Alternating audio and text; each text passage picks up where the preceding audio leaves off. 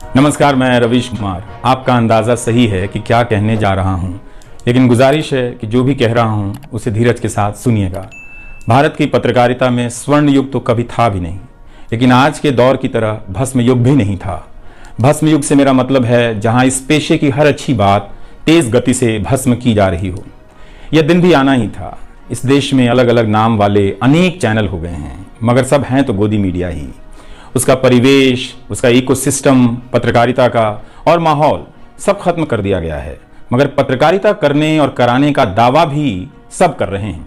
खासकर वो भी कर रहे हैं जो उसी सत्ता का हिस्सा माने जाते हैं, उसी के रूप में देखे जाते हैं, जिसकी ताकत से हर दिन पत्रकारिता इस देश में कुचली जा रही है।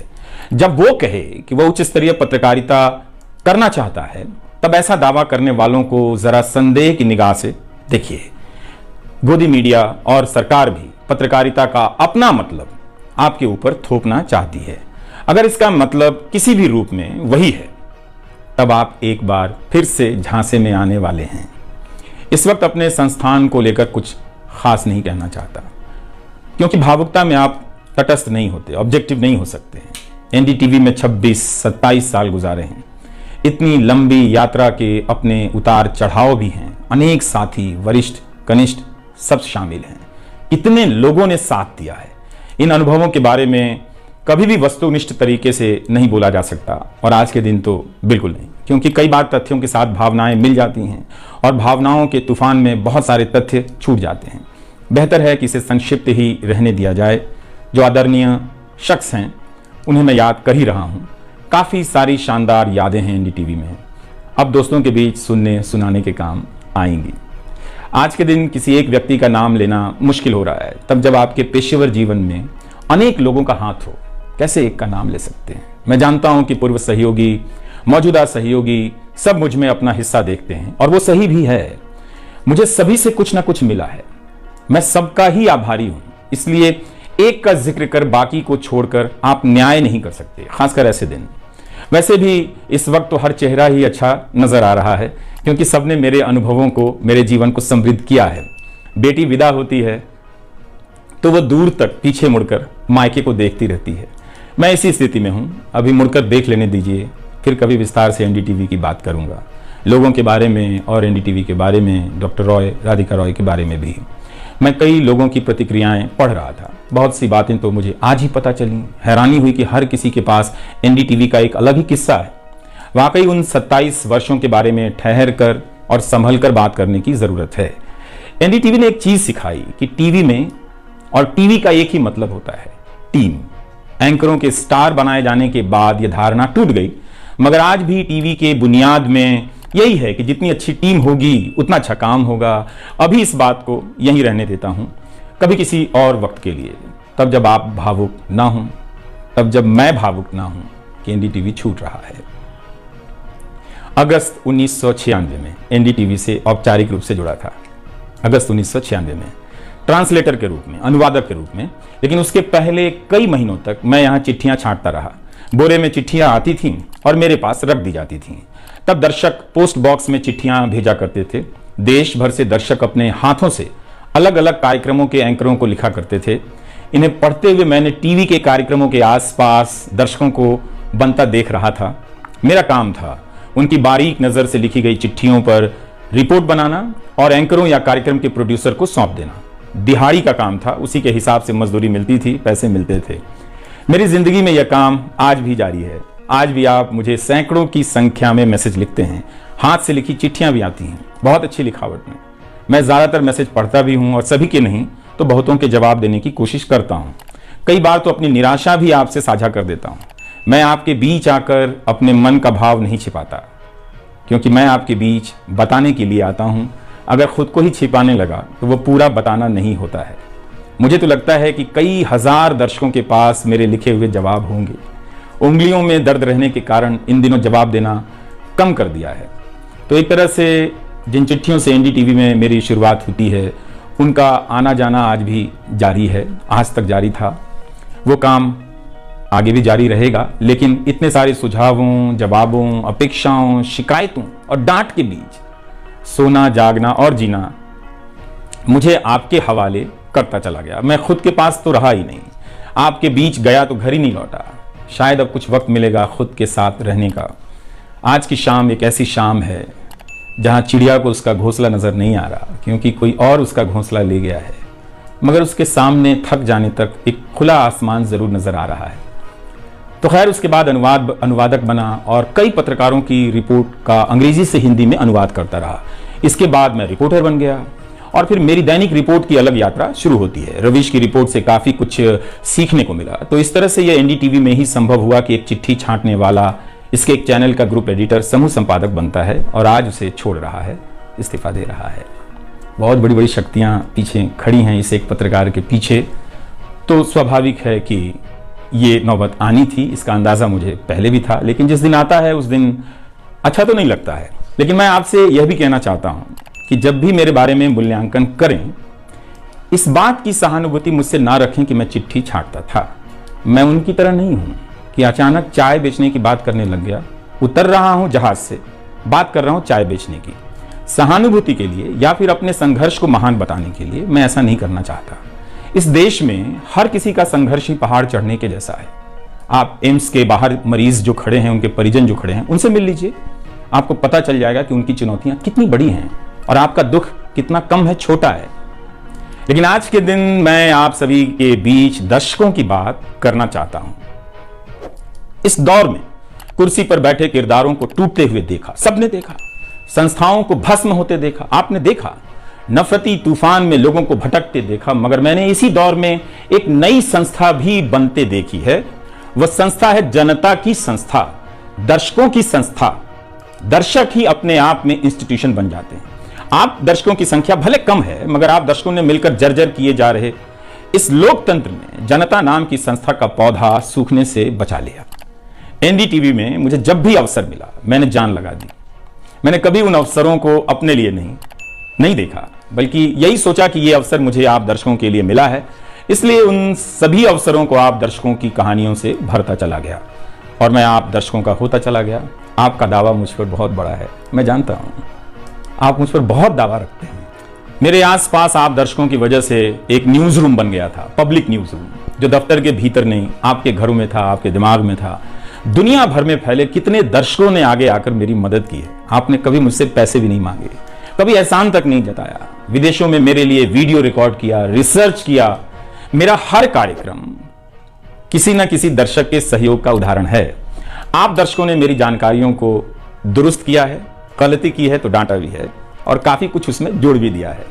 कई सारे एक्सपर्ट, कई सारे छात्र, कई सारे प्रवासी भारतीय, स्थानीय भारतीय दर्शक बनने के साथ साथ मेरा साथ दे रहे थे और पत्रकार भी बन रहे थे और इस पेशे के एक छोटे से द्वीप को बचा रहे थे। इस प्रक्रिया को बिखरते देखना, दर्शकों के बनने की प्रक्रिया को बिखरते देखना और फिर से बनते देखना बहुत सुखद अनुभव रहा।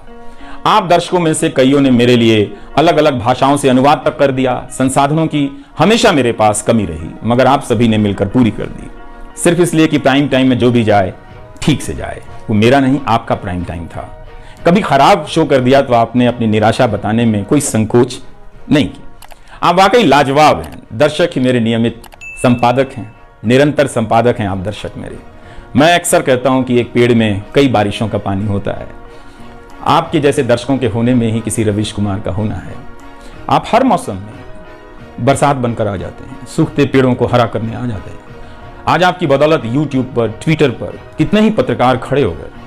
आप उन सभी के पीछे खड़े हैं। आज कई वेबसाइट हैं जिन्हें आप सब्सक्रिप्शन के बहाने आर्थिक मदद देते हैं।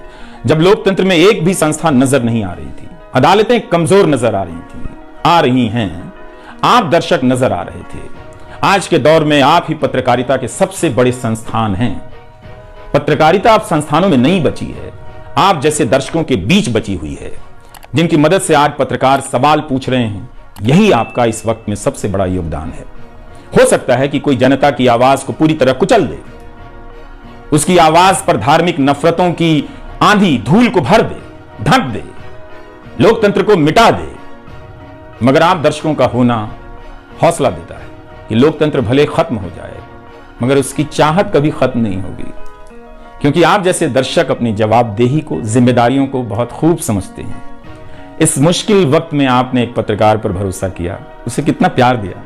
कई बुजुर्ग माओं ने मेरे बाल सहला दिए, गाल छू लिए, तो किसी ने मेरे गमले में गुलाब के फूल लगा दिए, किसी ने चने का सत्तू भेज दिया कि मेरी सेहत ना खराब हो, किसी ने शहद भेज दी, किसी ने धूप में खड़े देखा तो सर पर गमछा तान दिया और छाता खोल दिया, किसी ने जेब में कलम रख दी, महंगी कलम।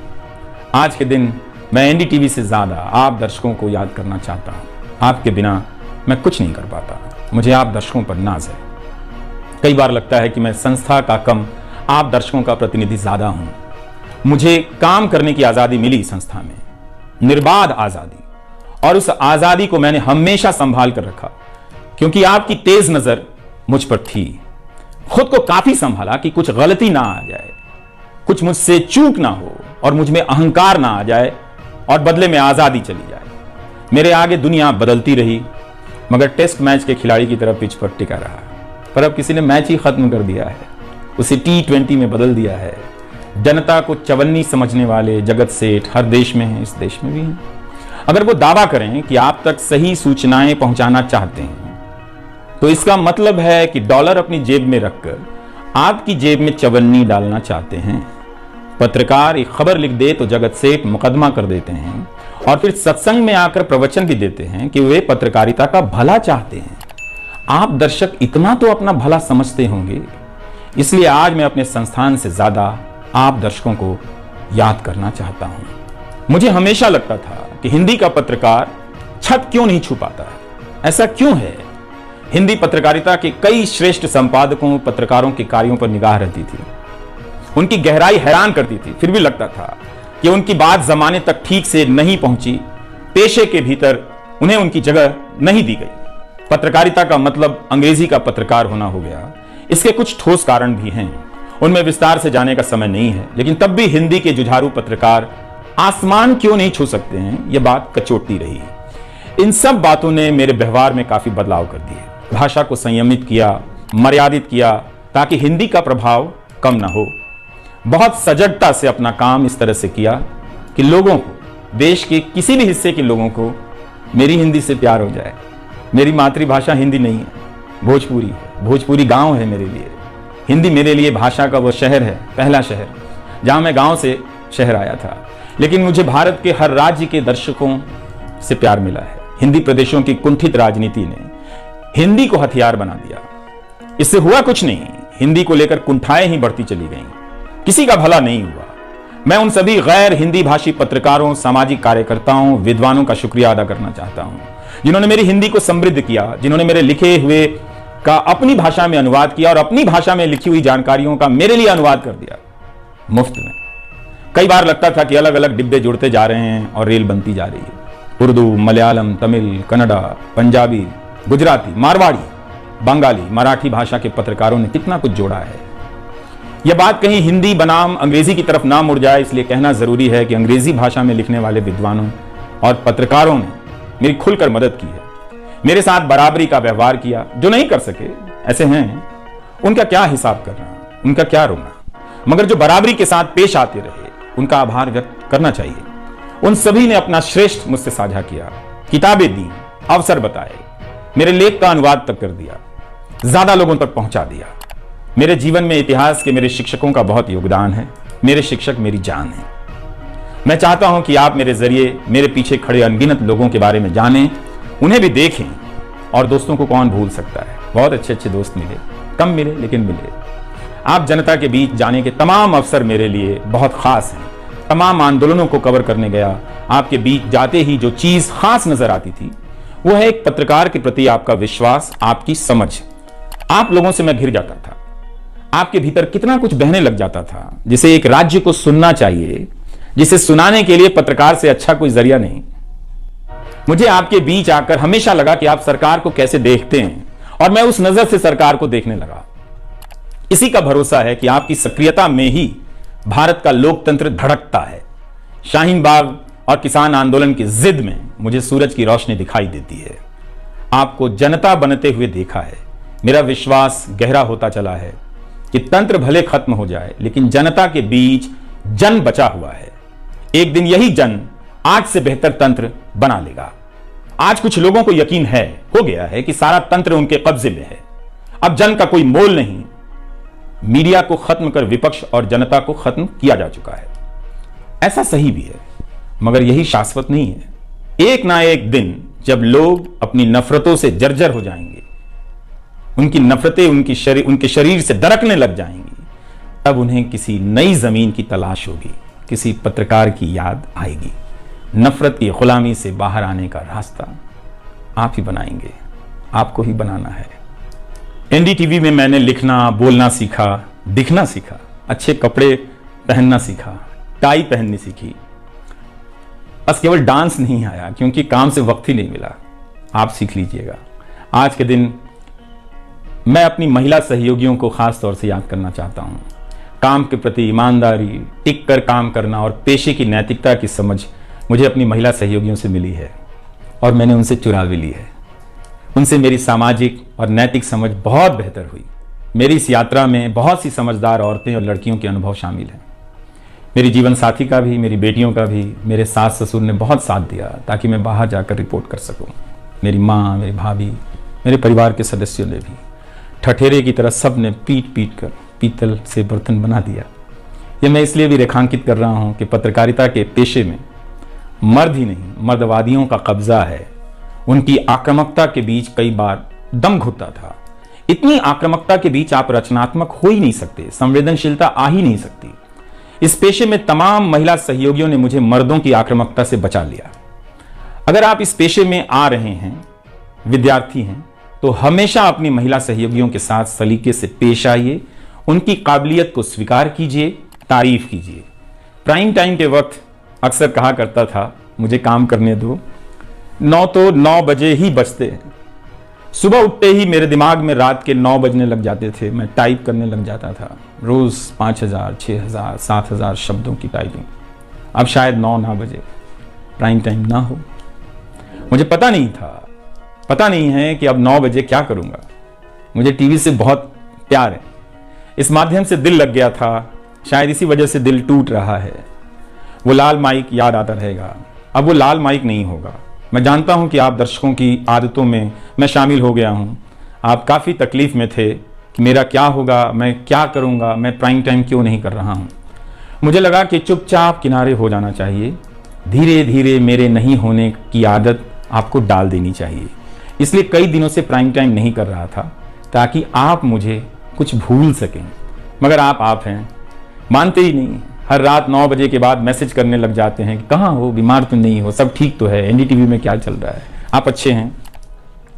तो भारत का मीडिया स्पेस बदल चुका है।